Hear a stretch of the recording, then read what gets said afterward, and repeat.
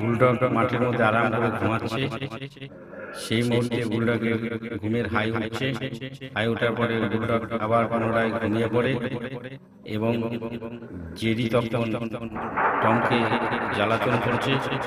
জেরির জ্বালাতনে Tom বিরক্ত হয়ে জেরিকে মারবার জন্য খাবারের প্যান নিয়ে তাড়া করার পরে জেরি পালিয়ে যায়।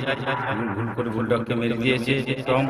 এবার টম জেরিকে ধরবার জন্য কিছু ছুটলো। সেই মুহূর্তে জেরি আবার বুলডগের পাশে এসে পালিয়ে গেল। জেরি বুলডগের পাশে এসে পালিয়ে যায়। তখন টম বন্দুক নিয়ে জেরিকে মারার জন্য তাড়া করে। টম এসে বুলডগের ঘাড়ে বন্দুক রেখে জেরি থেকে বন্দুকের গুলি ছুটতে থাকে। টমের হাত থেকে বন্দুকটি পড়ে বুলডগের ঘাড়ে পড়ে। বুলডগ তখন ব্যথা পায়। বুলডগ মাথা নাড়তে শুরু করে।